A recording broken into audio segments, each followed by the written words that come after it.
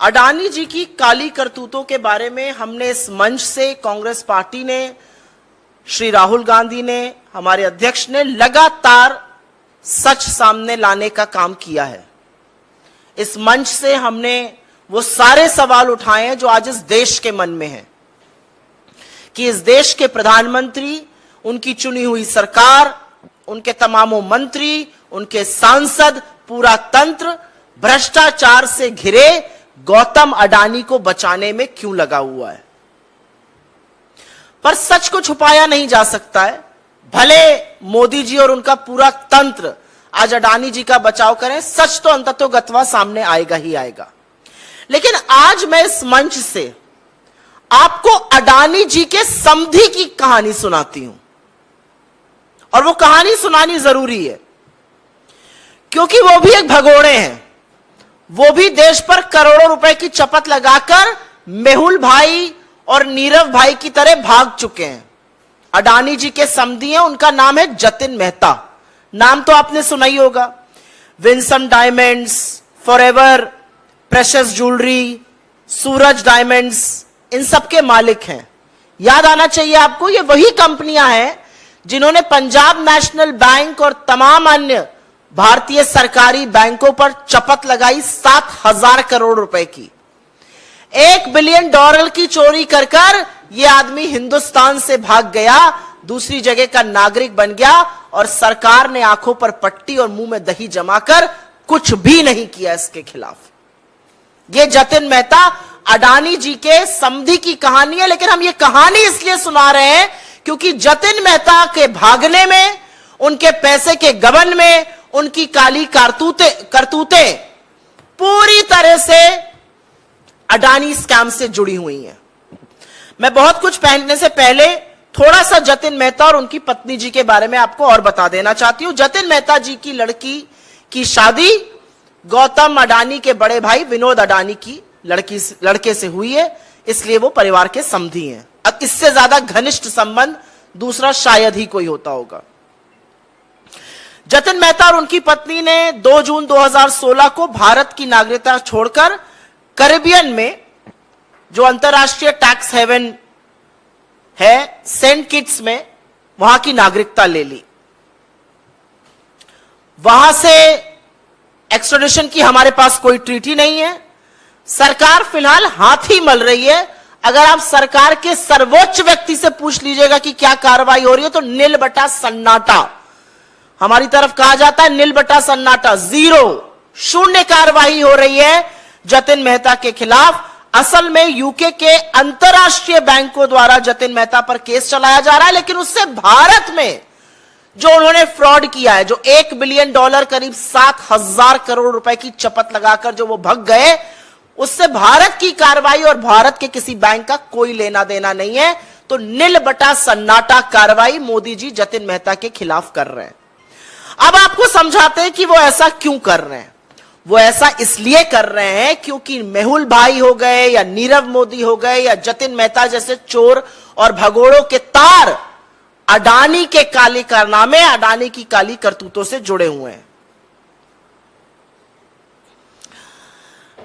जतिन मेहता ने मेहुल भाई और नीरव मोदी की तरह वही स्वांग रचा, लेटर ऑफ क्रेडिट लिया बैंकों से, सोना इंपोर्ट किया और उसके बाद जेवर बनाकर एक्सपोर्ट किए। मजे की बात यह है कि जिन 13 कंपनियों को जतिन भाई ने दुबई में यह एक्सपोर्ट किया, वो जांच के बाद पता चल रहा है वो 13 कंपनियों का मालिकाना हक उन्हीं का था। वो एक्चुअल उन्हीं की कंपनियां थी, उनको उन्होंने एक्सपोर्ट किया और उसके बाद वो पैसा डुबा दिया गया। कह दिया गया पेमेंट नहीं हुआ, पैसा डूब गया। पैसा डूबा नहीं गया, पैसा डकार लिया गया। $1 बिलियन भारतीय बैंकों के, भारतीय करदाताओं के, भारत की सरजमी के $1 बिलियन 7,000 करोड़ रुपए पूरी तरह से डकार लिए गए, ये स्वांग रच के कि हम एक्सपोर्ट कर रहे हैं। 13 कंपनियां उन्हीं की थी, उनको एक्सपोर्ट कर रहे थे। तो सबसे बड़ा मामला ये मनी स्विंडलिंग का बनता है। लेकिन ईडी भगवान जाने कहां है, समझ ही में नहीं आता किसकी तफ्तीश कर रही है, पता नहीं किस विपक्ष के पीछे पड़ी हुई है। अब आपको लेकिन सीधा तार और सीधी स्टोरी जो जतिन मेहता की अडानी के स्कैम से जुड़ी हुई है, बेनामी संपत्ति से जुड़ी हुई है, बेनामी पैसे से जुड़ी हुई है, जिस पर हम सवाल उठा रहे हैं, वो समझा देते हैं आपको। अभी मैंने 13 कंपनियों का जिक्र इसलिए किया क्योंकि जिससे पता चले कि उनके ऊपर किस किस तरह के मामले चल सकते हैं भारतीय सरकार के, वो कैसे चूना लगाकर भाग गए, यह समझाना जरूरी था। इसलिए मैंने अभी आपको पहले उनके काले कारनामों के बारे में बताया। मोंटेरोसा नाम का एक कंपनियों का समूह है, ये शेल ग्रुप्स की मालिक है, मॉरिशस स्थित है मोंटेरोसा। इसका जिक्र तमाम रिपोर्ट्स में भी हुआ है, इसकी बखिया भी काफी अब खुल रही है, कलई खुलती जा रही है। मोंटेरोसा समूह की जो कंपनियां हैं, ये तथाकथित तौर से उन शेल कंपनियों में पैसा डाल रही हैं जिनके थ्रू अडानी के पास पैसा आ रहा है। जो सवाल हम पूछ रहे हैं और जो सवाल देश पूछ रहा है, 20,000 करोड़ किसके हैं? यह 20,000 करोड़ बेनामी पैसा है जो शेल कंपनीज के माध्यम से अडानी समूह में आया है, और इन शेल कंपनीज का मालिकाना हक मोंटेरोसा समूह के पास है।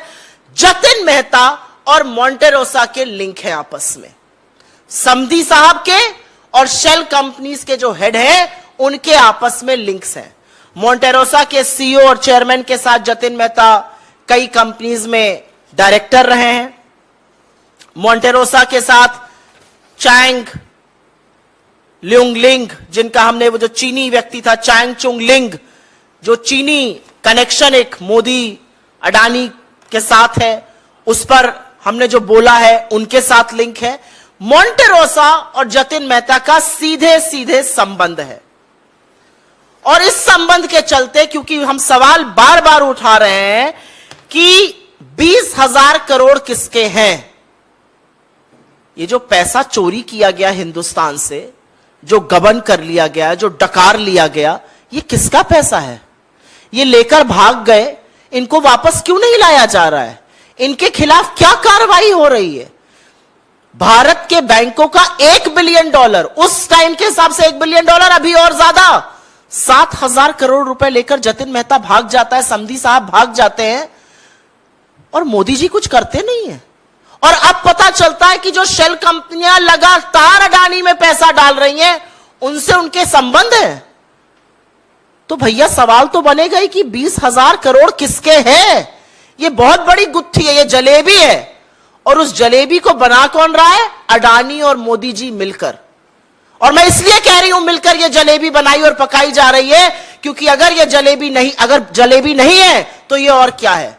हम बड़ा आरोप लगा रहे हैं और हर बार सवाल का जवाब नहीं आता। मैं अपनी बात को कंक्लूड करूंगी कुछ ज्वलंत सवाल पूछकर। जतिन मेहता को कौन बचा रहा है?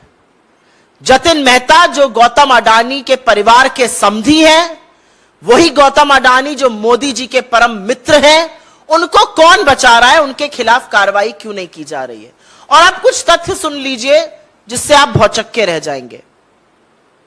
सीबीआई ने 5 अप्रैल 2017, 3 साल बाद एफआईआर दर्ज करी, जबकि बैंकों ने 2014 से कहना शुरू कर दिया था कि जतिन मेहता जो है उसके खिलाफ शिकायत करी थी। 3 साल बाद एफआईआर क्यों दर्ज होती है? कौन बचा रहा है? एफआईआर में देरी क्यों हुई? क्या कार्रवाई की जा रही है? जतिन मेहता ने यहां से नागरिकता छोड़ी, वो सेंट किट्स में बस गए, उनके खिलाफ क्या कार्रवाई की जा रही है? ये तीसरा सवाल है, और ये तीसरा अहम सवाल है, कहां है सीबीआई की कार्रवाई, कहां है ईडी की कार्रवाई? चौथा एक बड़ा सवाल और है, चाहे वो इकोनॉमिक ऑफेंसेस विंग हो, चाहे वो ईडी हो, चाहे वो एसएफआईओ हो, चाहे वो वित्त मंत्रालय हो, 3.5 साल तक इस घोटाले में कार्रवाई क्यों नहीं की गई? सब लोग चुप क्यों रहे? क्योंकि वो गौतम अडानी के समधी हैं, क्योंकि कहीं पर उनके तार अडानी के काली करतूतों और अडानी स्कैम से जुड़े हुए हैं, इसलिए मोदी जी चुप रहे। एक और बड़ा सवाल है, विदेश मंत्रालय, गृह मंत्रालय, वित्त मंत्रालय सहित इतना बड़ा धोखा करके एक आदमी भाग जाता है, दूसरे देश की नागरिकता लेता है अपनी पत्नी के साथ, इनको एनओसी किसने दी? यह बड़ा सवाल है। ऐसे नागरिकता नहीं मिल जाती है। No objection certificate Jatin Mehta ji जैसे आदमी को किसने दिया? जतिन मेहता जो 7,000 करोड़ की चपत लगाकर, भारतीयों का पैसा लेकर, चूना लगाकर, गबन कर डकार कर भाग गया, और जिसका अडानी से लिंक है, अडानी के घोटाले से लिंक है, उसको एनओसी किसने दी दूसरी जगह की नागरिकता लेने के लिए? और ऐसी जगह की नागरिकता जहां से आप उसको वापस नहीं ला सकते। यह बड़ा सवाल है, किसने साइन किया उस फाइल पर, किसने एनओसी दी? और अंत में सवाल तो वही है, 20,000 करोड़ रुपए किसके हैं? मोदी जी इस पर चुप क्यों हैं? इस पर जेपीसी गठित करके दूध का दूध और पानी का पानी क्यों नहीं कर देते? और अब समझ में हमें यह पूरी तरह से आ रहा है कि चोरों का नाम लेते ही तिलमिलाते क्यों हैं साहब। नीरव मोदी का नाम ले लो, मेहुल चोकसी का नाम ले लो, मेहुल भाई का नाम ले लो, जतिन मेहता का नाम ले लो, बड़ा तिलमिला जाते हैं मोदी जी। और तिलमिला ही नहीं जाते हैं, बिल्कुल मौन धारण कर लेते हैं, सवालों का जवाब नहीं देते। सवाल पूछने वाले राहुल गांधी जी के खिलाफ एक षड्यंत्र रचते हैं और उनको डिस्क्वालीफाई कराते हैं। तो सवाल तो पूछे जाएंगे, और सवाल यह पूछे जाएंगे कि एक ऐसा व्यक्ति जिसके अब लिंक पता चल रहे हैं अडानी के महा स्कैम से, जो भारत में करोड़ों रुपए का गबन करके भाग गया, और जो समधी है अडानी परिवार का, उसके खिलाफ आप क्या कर रहे हैं? I will very briefly make a statement in English on this, because some very startling revelations have come to fore as far as the Adani scam is concerned. And you will be shocked to know some very shocking revelations that have happened. We have from this stage and this platform, and as the Congress party, raised questions on the Adani scam. We have consistently asked questions. Who does 20,000 crore belong to? Who is the owner of the 20,000 crore unaccounted illicit money that has flown into the Adani empire? And today we will tell you a story about Jatin Mehta. His daughter is married into Adani family, extremely close ties. You must have heard of Jatin Mehta. Jatin Mehta is the owner of Winsome Diamonds. He is the owner of Forever Precious Jewelry and Diamonds. He's also the owner of Suraj Diamonds. And if you remember Jatin Mehta swindled 7,000 crore rupees of Indian banks at that exchange rate, $1 billion, and fled this country right under the nose of Mr. Narendra Modi. He not just fled the country, he also took citizenship of St. Kitts in Caribbean. And an NOC was issued by the Indian government. No effort is being made to get him back.